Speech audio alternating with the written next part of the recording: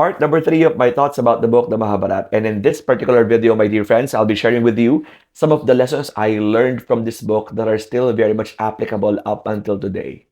Let us start with the interaction between King Pandu and the deer. I do not want to misquote it. That is why I'll be reading the passage, okay?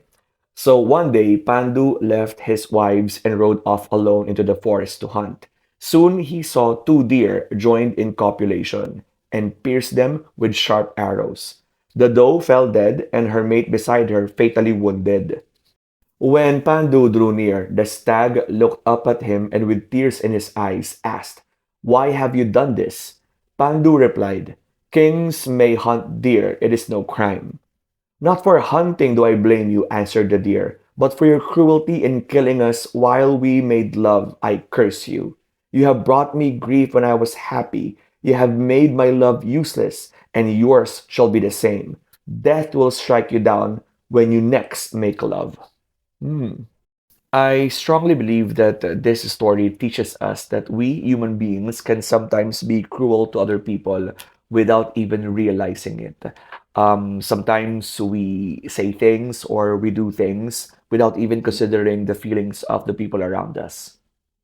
And we can apply this to how social media is nowadays. Like sometimes we comment rude words to other people without even considering where they are coming from or what are their experiences or how are they feeling at that moment.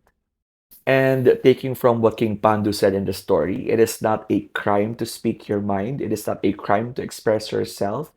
And to be honest, free speech is one of the most important stipulations in our Constitution.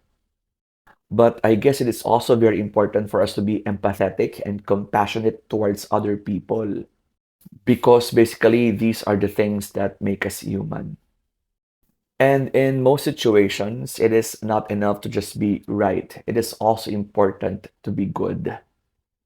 So, next time before raining on someone else's parade, think about the story of the deer first. So, what happened to King Pandu, you may ask?